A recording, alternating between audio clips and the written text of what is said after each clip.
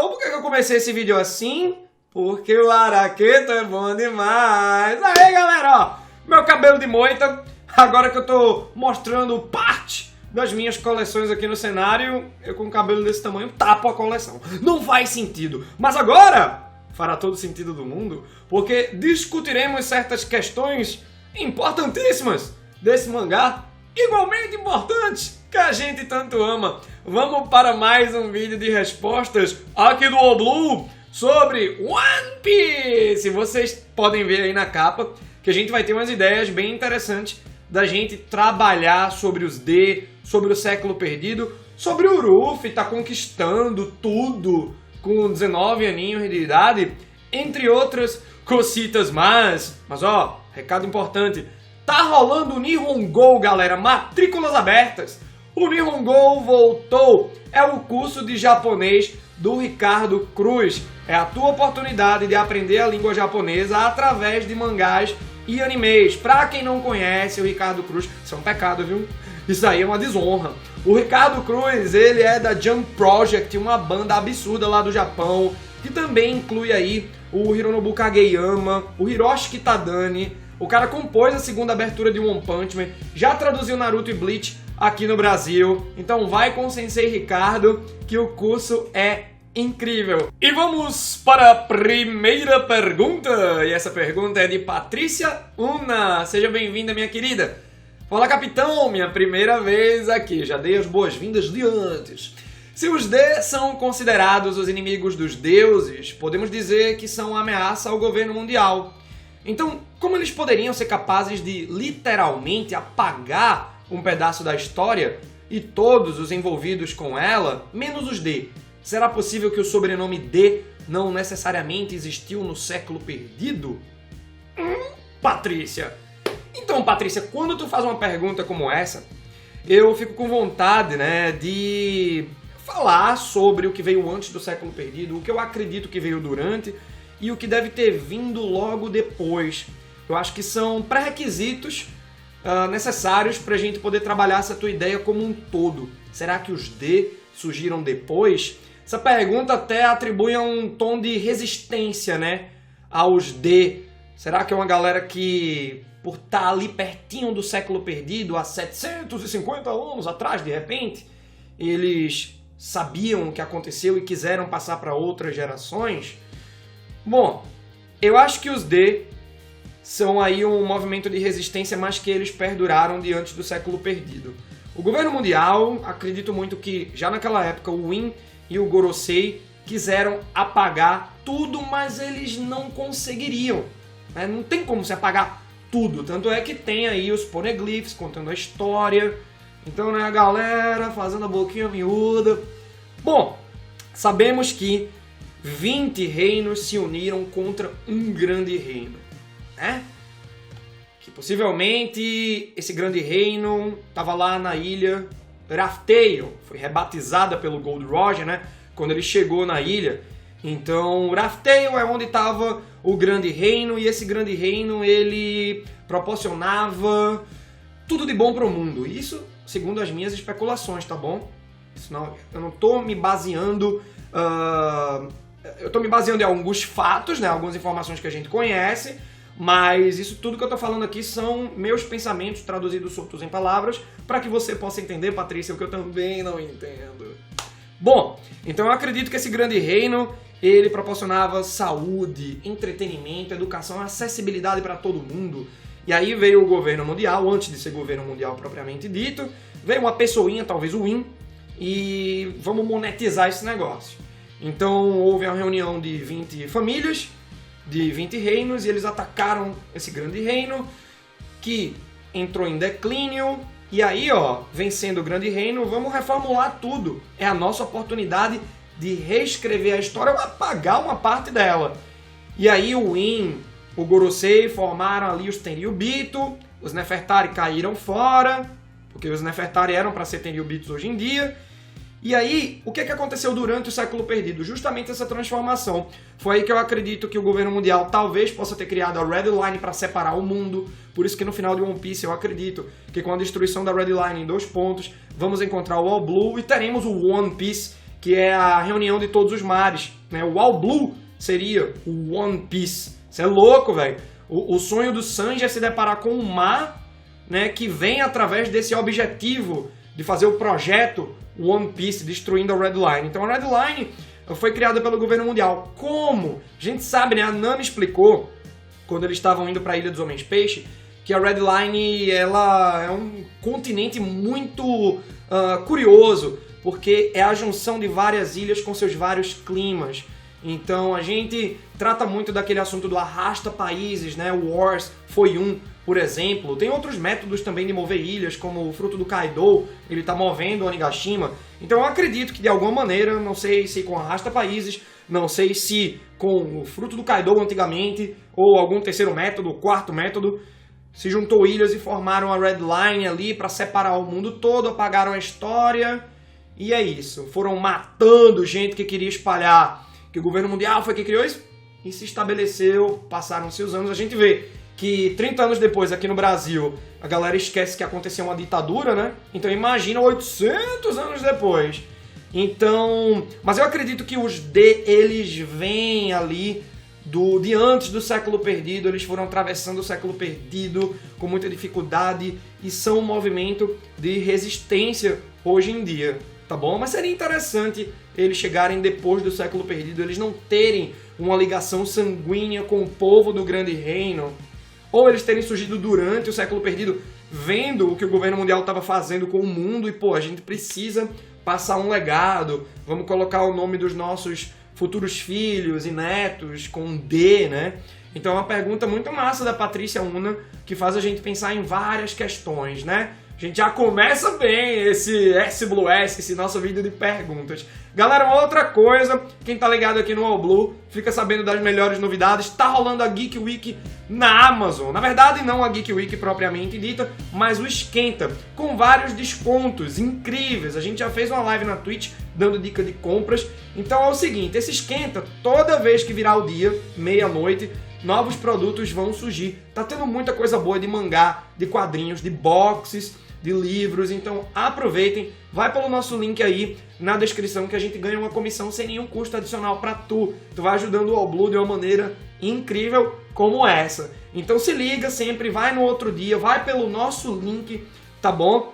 Que novos produtos vão chegando e aí terça-feira, quando virar a segunda para terça-feira da semana que vem, aí é a Geek Week de fato. Aí vai destruir tudo, velho, de desconto.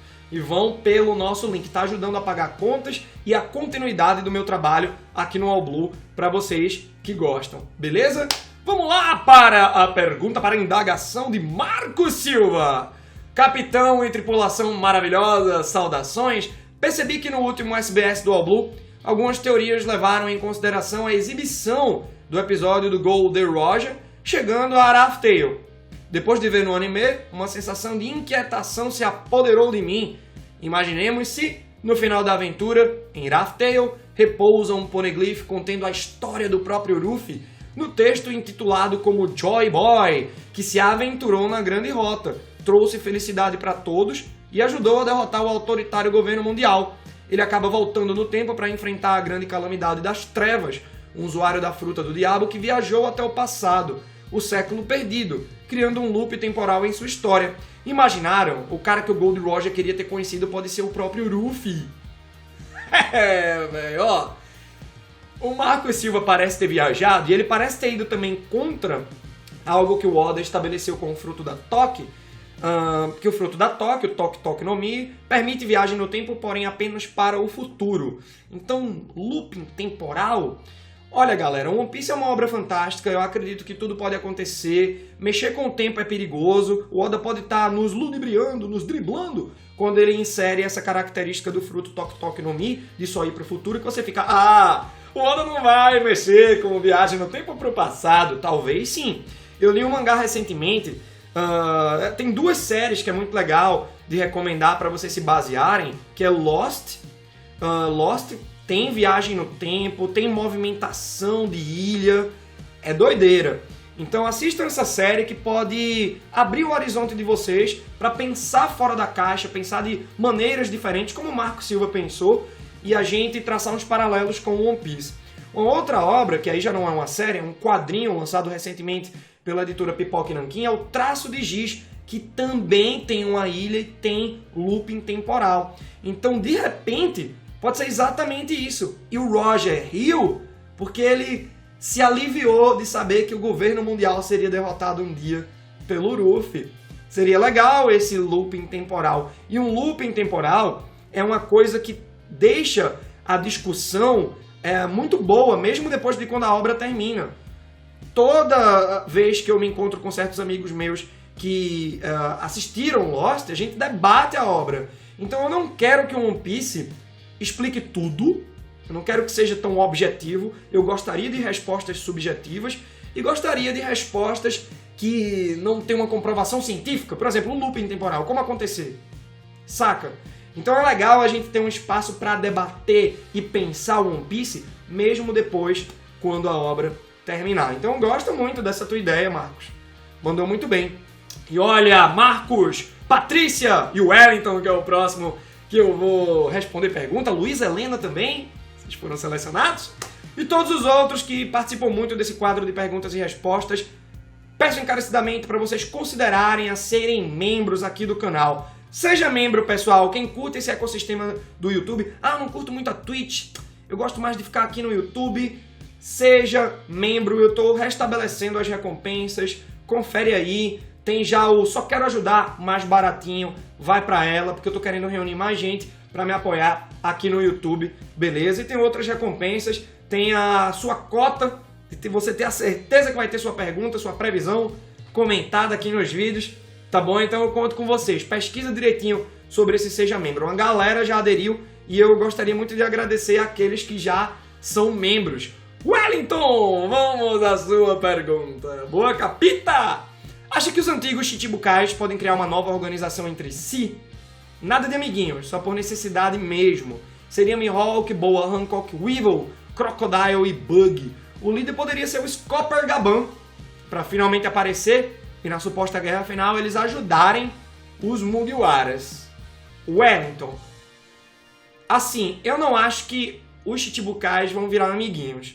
Eles têm um ego muito diferente uns dos outros. Então não acho que o Mihawk, o Crocodile, o Weevil iriam, sabe, juntos num grupo. Bug ia topar, né? Pô, tô sendo protegido por essa galera e o Bug ainda ia fazer a propaganda falsa pros seus seguidores, né? Olha aí, galera, como eu sou forte, né? Mas eu não gostaria dessa união. Eu acho, por exemplo, que o Mihawk ele vai querer encontrar o Shanks pra pedir guarida, vamos dizer assim, ou vai seguir sozinho. O Mihawk é muito poderoso. Vamos ver como é que a Boa Hancock vai fazer também. Ela tem um exército, né? Ela tem toda uma estrutura, uma organização ali na Amazon Lily, a Ilha das Kuja. Então, pô, a marinha tá atacando num território, na base, né, das Kuja. Então, você tem que passar por uma linha de defesa. Eu acho que a Boa Hancock tá mais estabelecida. O Evil, ele também é bem fortão, mas só tá ele e a mãe. Crocodile tá com o Das Bones, né? O Mr. One. Então, não sei a quem ele pediria ajuda, ou ninguém também.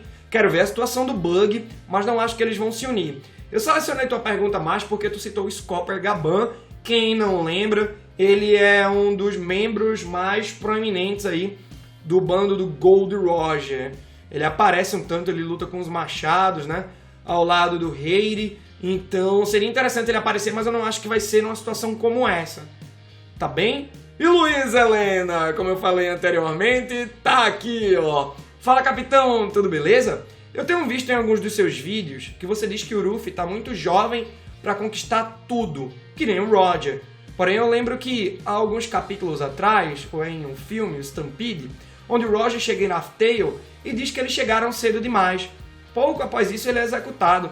Tipo, ele sabia que tinha que dar o pontapé na nova era. O Ruffy chegar lá na cidade não é questão de idade, e sim de tempo. Tá no tempo dessa profecia. A idade do Ruffy não é realmente importante.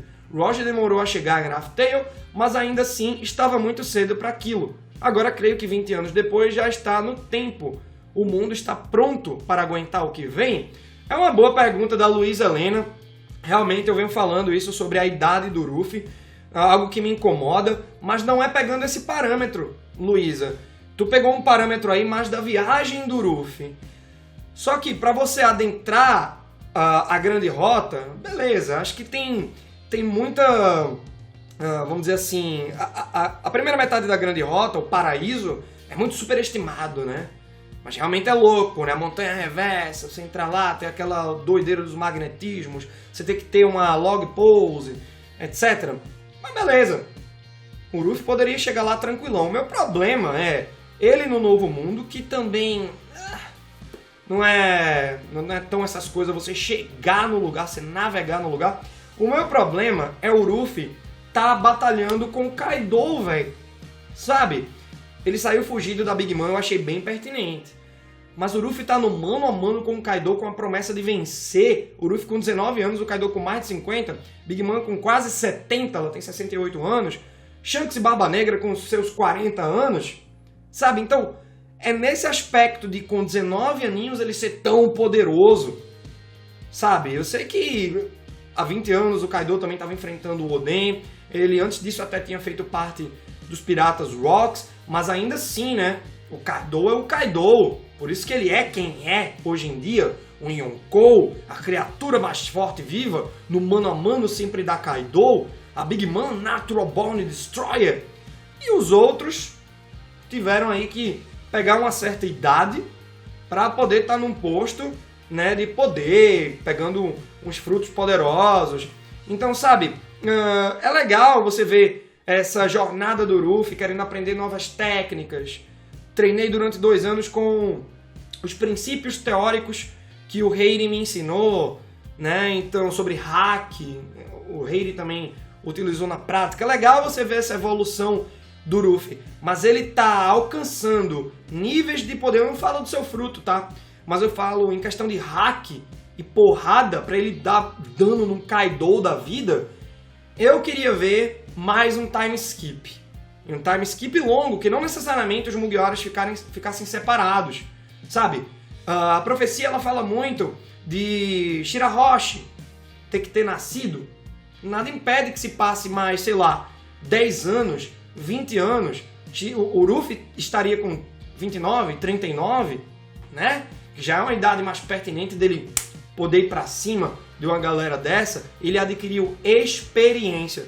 Porque essa experiência do Ruffy de estar viajando freneticamente, sabe, é legal a aventura dele, mas a vivência, o passar do tempo, as reflexões também engrandecem uma pessoa.